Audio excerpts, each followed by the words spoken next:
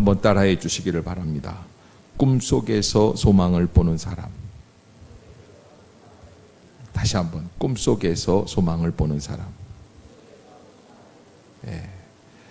꿈으로 역사하신다. 요셉의 일생을 보면은 17살 때 그가 놀라운 꿈 하나를 꾸게 됩니다. 그래서 곡식 볕단들이 자기가 묶은 볕단 중심으로 쭉 둘러서서 자기에게 절을 하고, 또 하늘의 해와 달과 그리고 12별들이 자기 별을 향해서 절을 하는 모습을 꿈을 꾸게 됩니다. 이 꿈을 꾸었는데 이 꿈이 참 잘 될 줄 알았는데 어떻게 됐어요? 애굽의 노예로 팔려가게 됐어요. 자, 요셉의 일생이 이렇게 쭉 기록이 되어 있는 부분들을 보면서 이 창세기 40장이 사실은 제일 요셉이 답답한 장이 아닌가 싶습니다. 어떻게 해서 답답합니까? 창세기 40장에 보면은 여기는 요셉이 고난의 한복판이라고 할 수 있죠.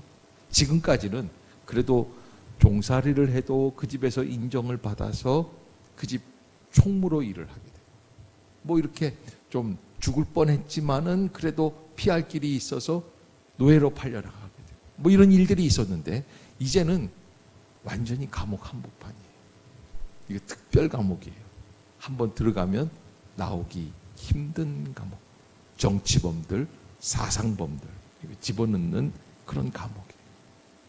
언제 내가 나가게 될지 기약을 알 수 없는 자리에서 사방이 다 갇혀 있는 그 절망감에 사로잡혀 있는 요셉을 보게 됩니다.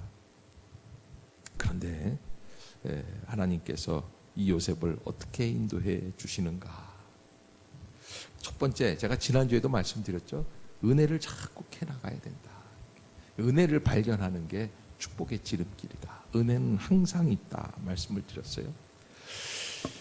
자,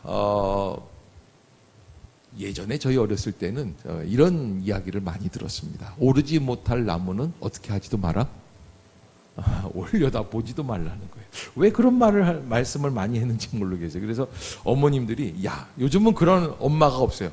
야, 아무개야 해봐, 노력해봐 이러는데 예전에는 오르지 못할 나무는 쳐다도 보지 마 그랬어요. 그래서 제 친구가 정말 그 CJ가에 있는 재벌 딸과 그 완전 직속 딸은 아닌데 사귀게 됐어요. 근데 사귄 지 2년 만에 포기했잖아요. 얼마나 울던지 남자가. 그래서 오르지 못할 나무는 쳐다도 보지 말라. 그런데 여러분, 조폭들은 그런데요. 오르지 못할 나무는 아예 베버린다. 그렇게 얘기를 한대요. 그런데 여러분, 인생을 승리로 바꾸는 사람들이 하는 말이 있습니다. 오르지 못할 나무는 어떻게 하면 돼요? 사다리 놓고 올라가면 된다. 할렐루야. 할렐루야.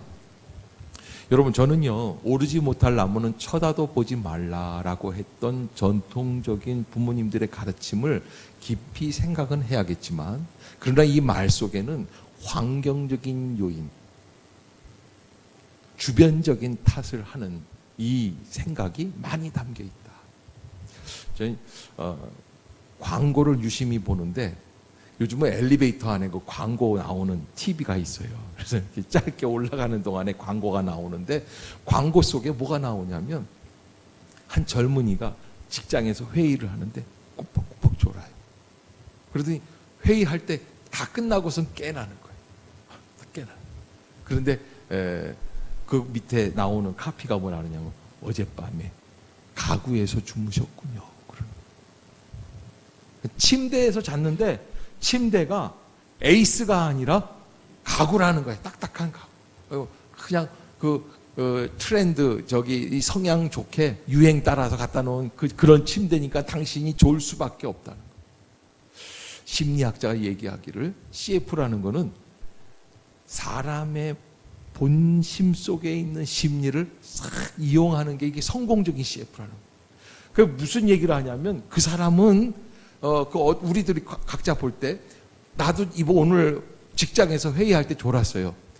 내가 생각해 보니까 무엇 때문에 좋은 거야? 침대 때문에 좋은 거야. 내가 게을러서 좋은 게 아니에요. 내가 군기가 빠져서 좋은 게 아니라 침대 때문에 좋은 거예요. 그 CF는 사람의 마음을 잘 이용해요. 그럼 그 사람이 그날 이 상사한테 졸다가 들켜가지고 야단 맞고 그리고선 집에 들어오다가 엘리베이터에서 그 광고를 보면은 당장 뭘 바꿀까? 침대를 바꾸고 에이스로. 근데 여러분 바꿔도 좋습니다. 네. 그거는 수면을 충분히 취할 땐 취하고 자기 관리를 해야지 침대가 바뀐다고 졸거나 안 졸거나 하지는 않아요. 근데 여러분들이 별로 동의가 없고 그래도 에이스에서 한번 자보고 싶다 싶은 마음이 있는 것 같은데 안 그래요. 안 그래요. 제가 왜 이 말씀을 드리냐면 대부분의 사람들은 환경 탓을 합니다. 내가 이렇게 된 거는 형들 때문이다. 내가 여기에 들어와 있는 것은 저 보디발의 부인, 저 악한 음탕한 여자, 저 여자 때문에 그렇다. 내가 이렇게 되는 것은 하나님이 나를 미워하시기 때문이다. 여러분 환경 탓을 하게끔 되어 있습니다. 그러니까 여기 이 창세기 40장에서 여러분 이 시작이 감옥이에요. 그런데 끝도 40장 끝도 감옥입니다. 그래서 여러분 놀라운 거는 41장에 요셉은 어디 왕 앞에 가 있습니까? 바로 왕 앞에 가 있습니다. 그러니까 여러분 때가 어떻게 된 거예요?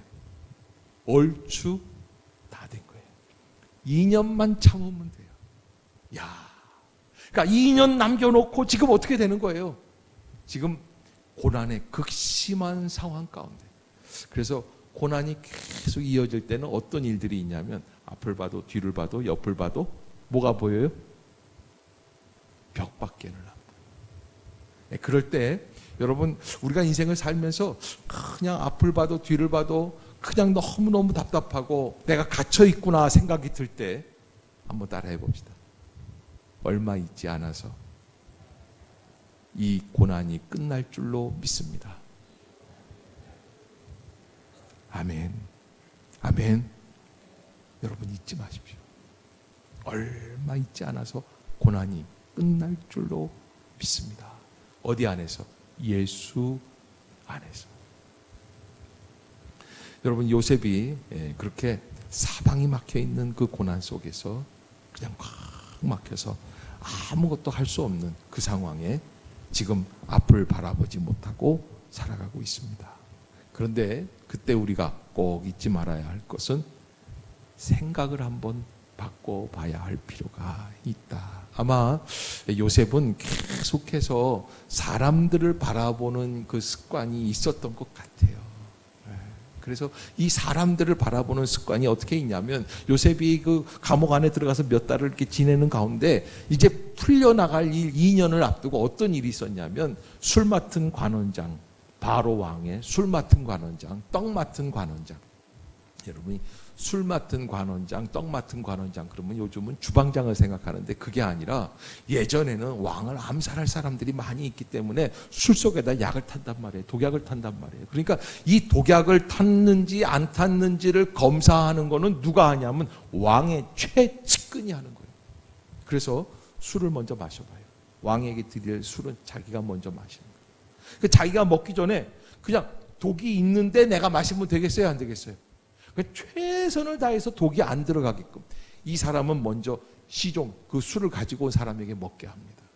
그리고서는 자기가 먹어보고 그리고 안전한 다음에 그 다음에 왕에게 술을 드리는 거예요. 떡도 마찬가지입니다. 그런데 이렇게 최측근 비서실장 중에 비서실장이죠. 그런 사람들이 바로 왕에게 진노를 당해서 감옥에 갇히는 일이 벌어집니다. 두 사람이 감옥에 들어왔는데 간수장이 요셉에게 그 두 사람들을 섬기게 했어요. 그 섬기게 하는 거예요. 그 사람들을 잘 섬기게 해서 그 사람들 잔심부름을 하고 이렇게 친하게 이렇게 지내다가 어떤 날이 왔느냐. 갑자기 어느 날인가 술 맡은 관원장과 떡 맡은 관원장이 꿈을 꾸게 돼요. 자, 여러분, 요셉에게 있어서 꿈은 어떤 존재일까요? 저는 진절머리가 나는 존재가 아닌가 싶어요. 자기가 지금 이렇게 된 게 무엇 때문입니까? 그 꿈 때문에.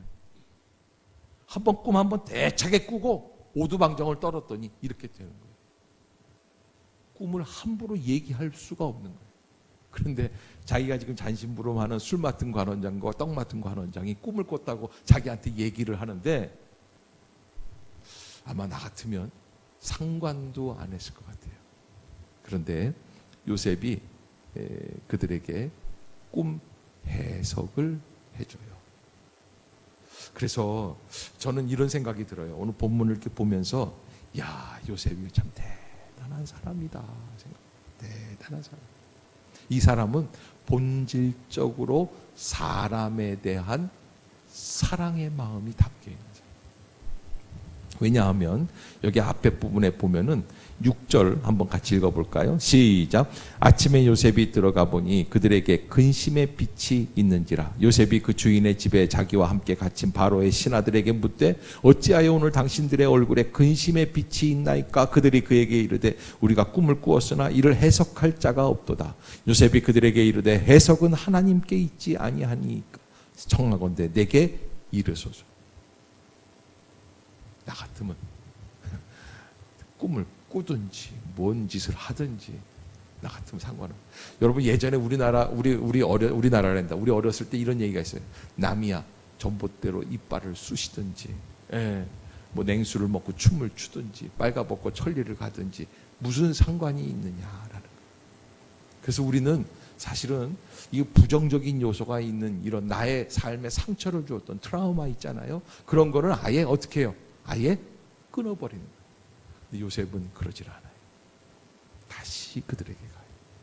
그런데 여러분 여기서 이렇게 보니까 술 맡은 관원장이 꿈을 꿨는데 나무에 세 가지가 있고 싹이 나고 꽃이 피고 포도송이가 있고 바로의 잔이 있어서 그 포도를 따서 그 즙을 바로의 잔에다가 다시 들였다. 내가 봐도 이거는 무슨 꿈이야? 다시 복직하는 꿈이야. 그런데 떡 맡은 관원장은 어떤 꿈을 꿨냐면 이 흰떡 세 광주리가 자기 머리에 있는데 그런데 이 맨 윗광주리에 바로를 위하여 만든 각종 구운 음식들이 있는데 새들이 날라와가지고 머리에 광주리에 그것을 먹어버렸다. 내가 봐도 이거는 무슨 꿈이야? 죽을 꿈이야. 그래서 세 광주리 또 포도나무 세 송이 세 가지 이런 거는 다 각각 3일이라는 거예요. 요셉이 뭐라 그러냐면 사흘 있다가 당신은 살고 당신은 죽습니다.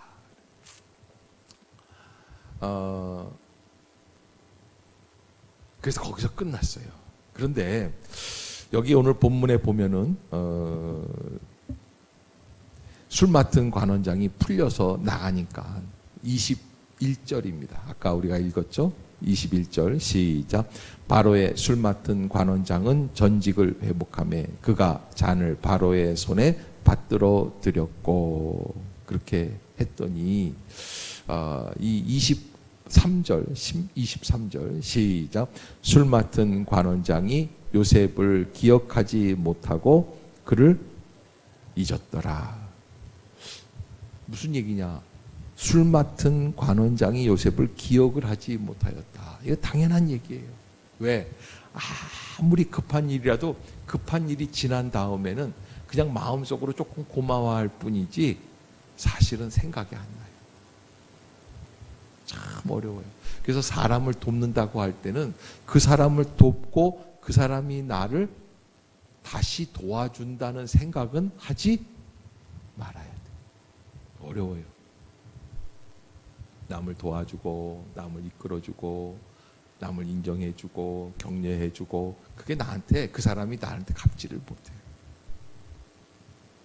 그런데 사실은 요셉이 그 사실을 몰랐던 것 같아요. 그래서 13절 다시 한번 봅시다. 시작. 지금부터 사흘 안에 바로가 당신의 머리를 들고 당신의 전직을 회복시키리니 당신이 그 전에 술 맡은 자가 되었을 때 하던 것 같이 바로의 잔을 그의 손에 드리게 되리이다. 14절. 당신이 잘 되시거든 나를 생각하고 내게 은혜를 베풀어서 내 사정을 바로에게 아뢰어 이 집에서 나를 건져 주소서. 아멘. 요셉이 뭘 얘기하는 거예요? 술 맡은 거 하는 자한테 날 좀 풀어달라. 사람 의지하는 거예요. 근데 사람 의지했는데 하나님께서 요셉에게 주신 그 인생의 그 모든 여정 속에서 하나님이 원하시는 것은 사람을 의지하지 않고 순전하게 누구만 의지하는 거예요? 하나님만 의지하는 거예요. 그래서 2년 더 가요.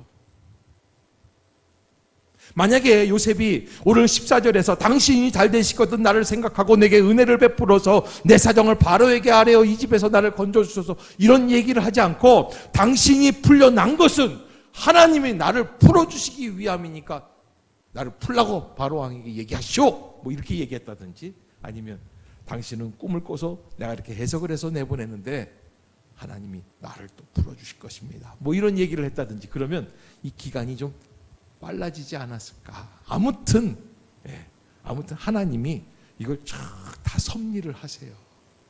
그래서 여러분 인생을 살다 보면은 그렇구나. 하나님이 그렇게 인도해 주셨구나. 그때 그 사람을 만난 게 그 이유였구나. 내가 그 말을 들으려고 오늘날 이렇게 되려고. 그래서 여러분 우리가 하나님이 주시는 믿음의 기회 앞에서 우리가 늘 깨어 있어야만 한다. 특별히 여러분 교회에 나와서 예배 드리는 이 시간, 찬양하는 시간, 기도 드리는 시간, 말씀 듣는 시간, 이 시간에는 깨어 있어야 되겠어요? 잠들어 있어야겠어요? 깨어 있어야겠어요. 정신을 차리고. 왜? 이게 기회거든요. 그렇구나. 내가 하나님의 말씀대로 그렇게 생각을 해야겠구나. 그걸 놓치지 말아야지 돼요. 그래서 여러분 이 요셉이 보니까 아직도 술 맡은 관원장 인간에게 잘해서 인간에게 아부해서 인간의 비율을 맞춰서 그러면 이 사람이 나한테 잘해줄 것이다. 여러분 시위대장 보디발의 집에서도 마찬가지죠. 왜 요셉이 잘했을까요? 본래 성실한 면도 있지만은 왜 그랬어요? 보디발에게 어떻게 하는 거예요? 인정받는 거예요. 잘하면 인정받는 거예요.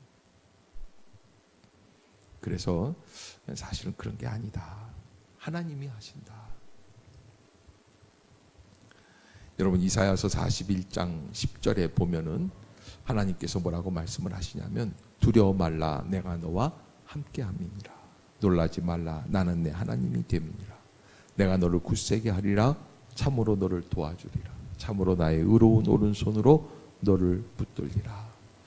여러분 우리가 잊지 말아야 될 것은 고난 속에 있을 때 하나님이 나를 버리시지 않는다.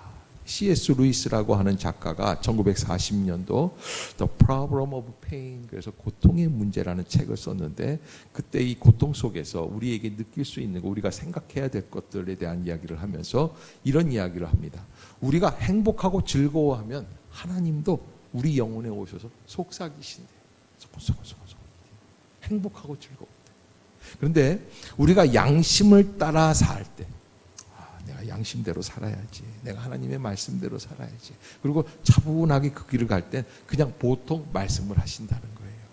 근데 왜 이런 얘기를 했냐면 세 번째, 우리가 고통에 처해 있을 때 그때 하나님은 우리에게 큰 소리로 외치신다. 할렐루야. 할렐루야. 여러분 우리가 고통에 처하게 될 때, 우리가 좌절하고 실망할 때, 사방으로 벽을 둘러싸여 있을 때, 한 줄기의 빛도 안 보일 때, 그러나 그때 하나님이 우리의 영혼을 향하여 소리쳐 외치고 계시는 것을 잊지 마시기를 바라겠습니다. 하나님이 분명히 감옥 안에서 있는 요셉을 향하여 요셉아 내가 너를 택하였노라. 내가 너를 사랑하노라. 내가 너를 잠시 고통에 처하게 하지만 너를 떠나지 아니하고 버리지 아니하노라. 내가 너에게 소망을 주고 축복할 것이니라. 여러분, 하나님이 그렇게 말씀해 주고 계시는 것이, 그것을 알아들어야지 돼요. 히브리서 13장 5절에 보면 그가 친히 말씀하시기를 내가 과연 너희를 버리지 아니하고 과연 너희를 떠나지 아니하리라 하셨느니라. 따라해 봅시다. 과연 너희를 버리지 아니하고 과연 너희를 떠나지 아니하리라. 할렐루야. 여러분, 하나님께서요 우리를 버리지 아니하실 줄로 믿습니다. 우리를 떠나지 않을 줄로 믿습니다. 그런 믿음을 가지고 나아가는 거예요. 남아프리카 공화국의 전 대통령 만델라 대통령 평생 흑인의 인권을 위해 투쟁을 했는데 25년 동안 감옥에 갇히게 되지 않습니까? 기자들이 물어봤습니다. 어떻게 25년이나 감옥에서 견딜 수 있었습니까? 나는 이 칠흑 같은 감옥에서 25년 있는 동안 수없이 죽고 싶은 생각이 들었습니다. 그런데 아무리 어렵고 또 아무리 힘이 들어도 내가 한 가지 믿고 있었던 게 하나 있었다. 정의와 진리 대신 하나님이 살아 계신다. 이 믿음을 버리지 않았다는 거예요. 포기하지 않았다는 거예요. 여러분, 이 믿음을 포기하든지 아니면 다시 갖고 있든지 이거는 누구의 선택입니까? 나의 선택이에요. 우리의 신앙생활을 할 때 어렵고 힘든 것, 우리가 열심히 구하고 하나님의 도움을 바라고 응답을 기다릴 때 하나님이 침묵하고 계실 때입니다. 하나님이 침묵하고 계세요. 여러분, 더 어려울 때가 있어요. 나는 좀 믿어보려고, 나는 좀 열심히 살아보려고. 안 믿는 놈이 더 잘 되는 거예요. 새벽기도 안 나와도, 전도 한 번도 안 해도, 여전도에 한 번도 안 모여도 그 사람은 얼마나 잘 사는지. 그리고 나한테 와서 조롱을 하는 거예요. 김 집사, 아니 먹고 살 게 없는데 왜 교회 나와서 그러고 있어? 아르바이트라도 해야지. 조롱하는 거예요. 여러분, 다윗이요 이런 이야기를 해요. 시편 13편에 여호와여 어느 때까지니까 나를 영원히 잊으시나이까? 주의 얼굴을 나에게서 어느 때까지 숨기시겠나이까?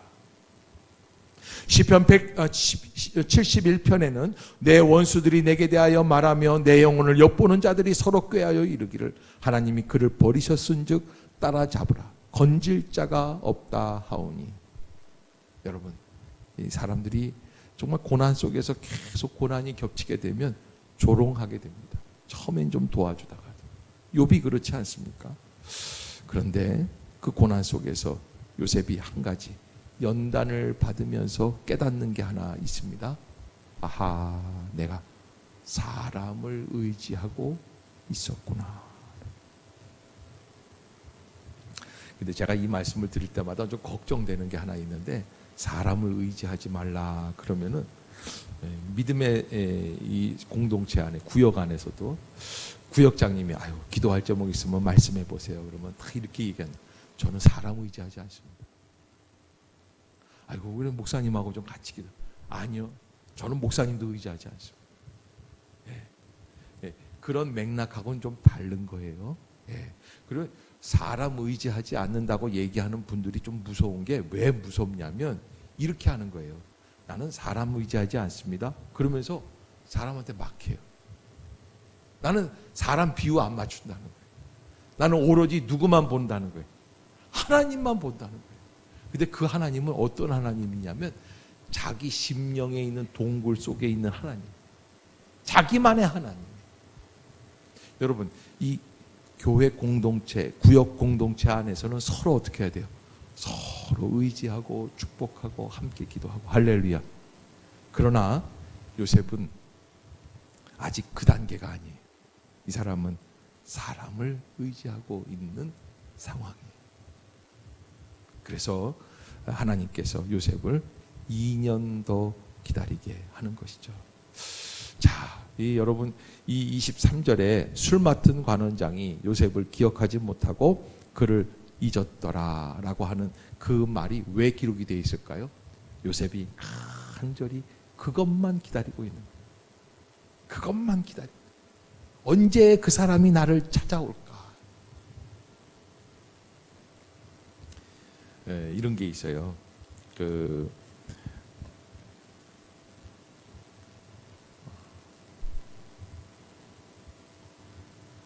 이모들 가운데 나한테 잘해주는 이모가 있어요. 그럼 방학 때 이제 이모가 다니러 오는 거예요. 다니러 와서 나를 보러 왔. 아유, 아무개야 잘 지냈구나. 엄마는 평소에 나한테 어떻게 해요? 숙제했냐? 밥을 왜 그따위로 먹냐? 청소했냐? 빨리 일어나라. 잔소리만 하는데 이모가 와서는 어떻게 해요? 우리 아무개 착하다. 용돈 줄까? 밥 먹을 때도 옆에서 그냥 생선도 발라서 이렇게 주고. 그러니까 내가 이모가 간 다음에 누구만 바라보고 있는 거예요. 또 이모 언제 올까? 언제 올까? 여러분, 이모가 왜 이모예요? 왜 이모예요? 엄마가 있으니까 이모가 있는 거예요. 근데 이 바보가 그걸 모르고 이모 언제 오는지, 이모 언제 오는지. 여러분, 물론 하나님이 사람을 통해서 역사하실 때가 있어요. 사람을 통해서 도움을 받게 하실 때가 있어요. 그런데 그 모든 도움의 본질은 누구예요? 하나님이에요. 그래서 우리가 본질을 잊지 말아야지 돼요. 영국의 작가 존 버년이 복음을 증거하다가 감옥에 갇히게 됩니다. 감옥에 들어간 첫날 밤 그가 기도를 드렸습니다. 이렇게 기도했대요. 저를 감옥에 들어오게 하신 주여, 하나님의 뜻이 무엇입니까? 이 감옥에서의 시간을 결코 낭비하지 않도록 도와주십시오. 저를 이곳에 오게 하신 하나님의 뜻을 다 이룰 수 있도록 도와주십시오. 여러분, 존 버년이라고 감옥에 갇힌 게 즐거웠겠어요? 하나님 앞에 섭섭하죠. 하나님이 정말 계신다면 나같이 믿음 좋은 사람을 왜 감옥 안에 갇히게 하시겠느냐 말이죠. 그런데 그 섭섭함을 뒤로 하고 감옥 안에서 기도하는 거예요. 저를 감옥에 들어오게 하신 하나님의 뜻이 무엇입니까?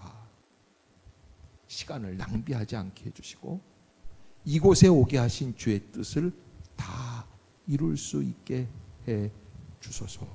그래서 그 갇힌 그 다음 날부터 소설을 하나 쓰기 시작했는데 그 소설이 쭉 이어지면서 완성된 것이 철로 역전, 존 버년의 철로 역전. 성경 다음으로 세계적으로 제일 많이 읽혀진 책입니다. 지나고 보니까 감옥이라는 곳은 존 버년에게는 어떤 자리였습니까? 철로 역전이라는 위대한 작품을 만들 수 있는 보금자리였다라는 거예요. 그러기에 우리가 하나님의 은혜 가운데 하나님을 의지하고 하나님만 바라볼 수 있는 심령이 되어야 할 것입니다. 그런데 우리가 한 가지 알아야 될 게 있어요. 기준을 바꿔라. 기준을 바꿔라. 여러분, 우리가요, 감옥 안에 있는 게 좋습니까? 아니면 아버지 집에 있는 게 좋습니까? 이거 당연히 아버지 집에 있죠. 그런데 성경은 그렇게 얘기하지 않아요. 요셉이 아버지 집에 있을 때 단 한 번도 그런 얘기가 없는데 39장 3절 다시 한번 봅시다. 39장 3절.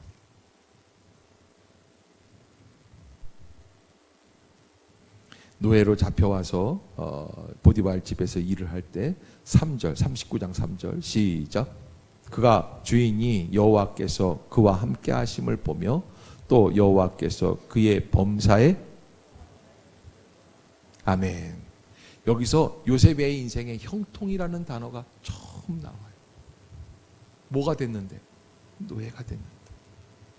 또 감옥에 가니까 간수장이 요셉을 보니까 이 사람이 형통한 사람이에요. 여러분, 고난이 겹쳐질 때 성경은 그때가 형통한 때라고 말씀을 하세요. 기준이 달라져야지. 우리는 잘 먹고 잘 살고 호의호식하고 좋은 집에 있고 좋은 사람 만나고 그게 형통이라고 생각을 하는데 그게 형통이 아니라 성경이 형통하다고 할 때가 형통한 거예요. 제 얘기를 잠깐 할게요. 6살 때 아버님이 사업 실패를 했어요. 68년도인데 68년도 69년도 요때인데 어마어마한 돈이야. 그때는 1억 3천만 원인가 그랬었어요. 그때. 지금으로 말하면 뭐 수백억이에요. 수백억. 인천에서 유명한 부도 사건이었다고 그러더라고요.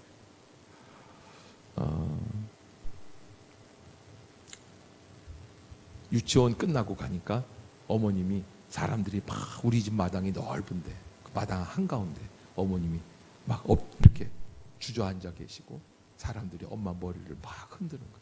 이 빚쟁이들이지. 나는 잘 모르고 가서 엄마를 끌어안고 우리 엄마 때리지 마세요. 그랬더니 그때만 해도 사람들이 혀를 차면서 내가 울면서 그러니까 다 돌아가더라고요. 그리고서 이제 빚잔치를 하고 이 부도 집이 끝난 거예요. 집 팔고 뭐 다 팔고 그래서 뭐 이제 빚잔치를 다 끝내놓고 저는 셋째 이모님 집에 맡겨졌어요. 네, 저기 인천에 그 신생동이라고 하는 동이 있었는데 그 동네에 있는 그 이모님 집에 맡겨졌어요. 거기서 그냥 살았어요. 어머님이 하루는 데려가시더니 너 여기서 좀 있어. 엄마가 얼른 올게. 그래서 그날따라 또 왠지 친절하게 과자도 사주고 그러시더라고요.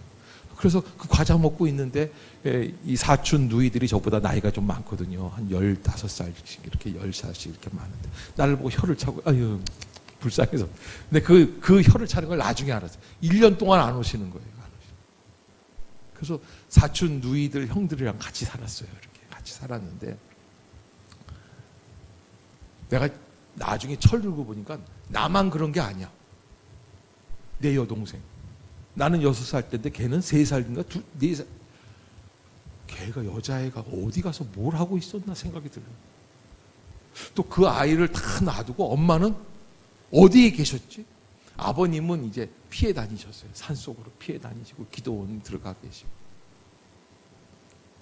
그러다가 이제 1년 딱 됐는데 저기 가게에 뭐 사러 갔는데 엄마가 집 앞에 서 있는 거예요. 이모네 집 앞에. 그래서 한참 보고 있다. 이렇게 눈물만 흘렸어요. 네, 눈물. 근데 이제 그렇게 이제 한번 지난번에 얘기했잖아요. 내가. 근데 어떻게 여러분들이 처음 듣는 것처럼 이렇게 새롭게 들어주시는지. 예. 그런데 그렇게 해서 집이 모인 거예요. 우리 엄마가 나를 데리고 가시더라고요. 거기 가면 동생도 있고. 그게 어디냐면 그게 인천에서 피신을 온 게 서울 그 자양동. 아는 체 좀 하세요. 자양동 그 건대 있잖아요. 건대 그 뒷문 후문 쪽에 거기에 이제 그때가 거기 옛날에 산속이었어요. 시골 아주 깡시골 천호동 천호대교 그 다리 그 시작하는 그 이전에 있는 마을이에요. 동네 자양동이 농사 짓고 그러던 거기 가서 숨어서 사는 거예요. 그런 집에서 처음 살아봤어요. 주인집이 있고 뒷채가 있고 우리는 그 사이에 딸린 채야 방 하나 부엌 같이 있고.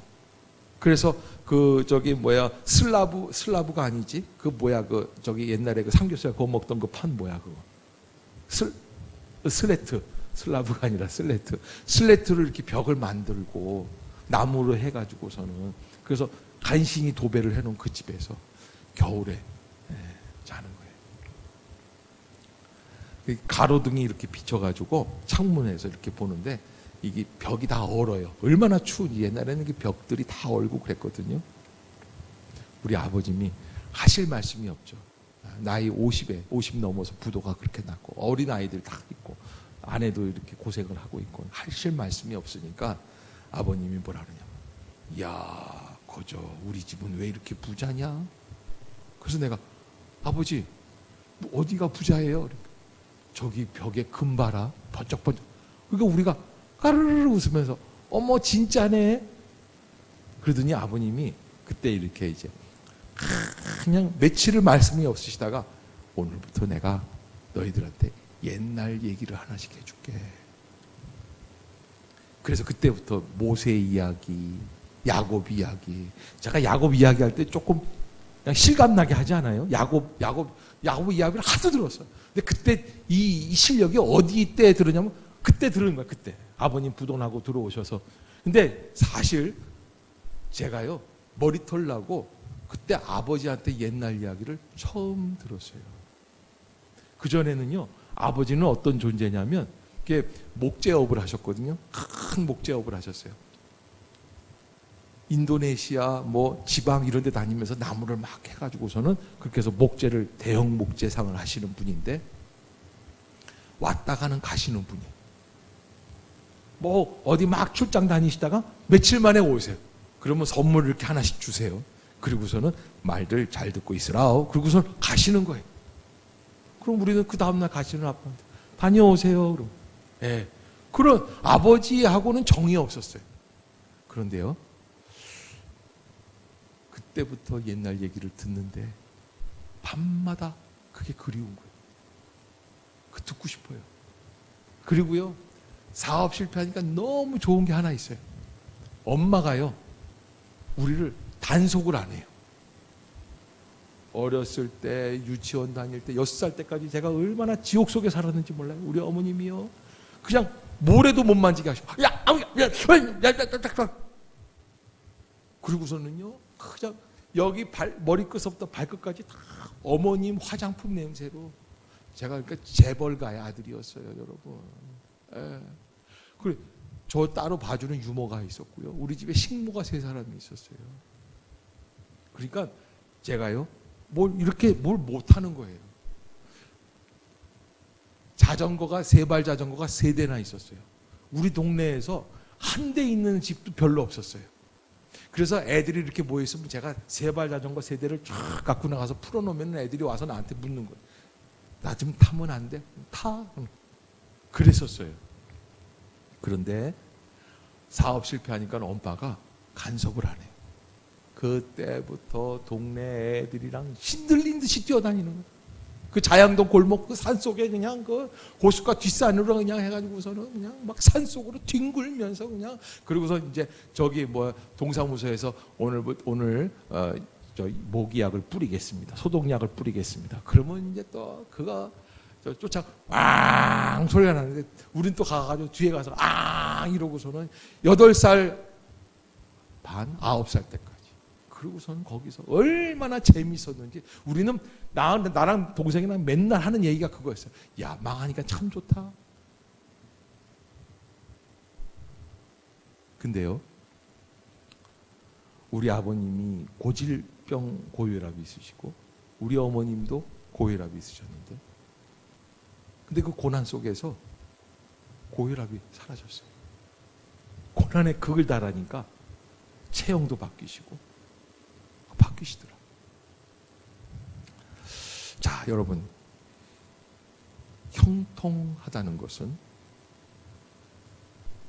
좋은 집에 좋은 음식 먹는 게 아닙니다. 나의 인생에 하나님이 개입하셔서 하나님이 아니시면 이런 일을 살아갈 수가 없구나라고 고백하는 게 형통입니다.